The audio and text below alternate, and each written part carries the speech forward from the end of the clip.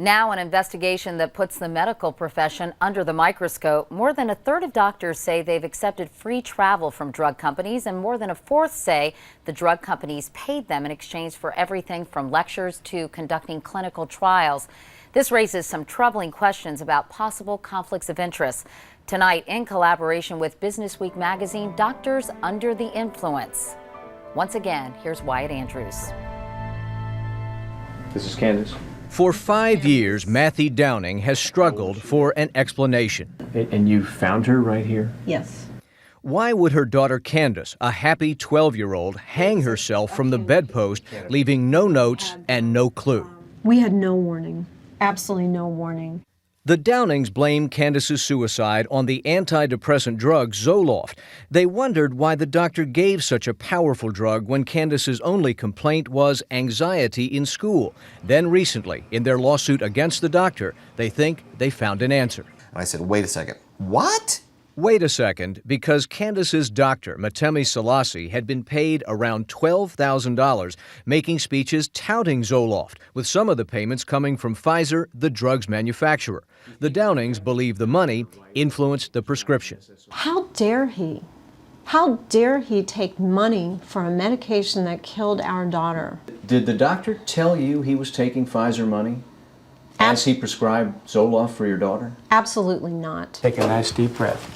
Today, the chances are good your doctor accepts benefits from drug companies and not just the free samples and the pens you see in most doctors' offices. Estimates say drug company payments to doctors go as high as $57 billion a year, covering consulting fees, speaking fees on drugs, and medical seminars on the benefits of drugs. Ask your doctor. Talk to your doctor about it. Ask your doctor. Which means the industry spends far more money marketing to doctors than it spends on advertising. If they're being paid, it ought to be reported. One senator, Charles Grassley of Iowa, is also looking at the money drug companies pay to doctors for academic research. The numbers didn't add up when you asked for them. My gosh, it was that far apart.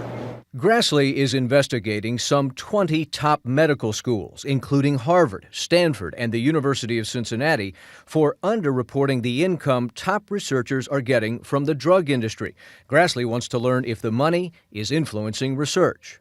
At Harvard, for example, Dr. Joseph Biederman, whose research has led to huge increases in bipolar diagnoses in children and the prescriptions needed to treat those children, is being asked why he allegedly failed to report $1.6 million in fees from drug companies. What kind of flag does that raise for you? Well, it raises a flag to me that they might have something to hide. It raises a flag that the university doesn't care. Dr. Biederman tells CBS News some of that industry money was not personal income and that his life's work is devoted solely to rigorous and objective study. Fixing this problem is complicated because many relationships between doctors and drug companies are legitimate and necessary to achieve medical breakthroughs. Senator Grassley believes the answer is more public information. Grassley and other senators have proposed a law requiring drug companies to report any payment to a doctor greater than $500. The information would be on a publicly available government website. There has to be full transparency. Parents, families have the right to all of the information.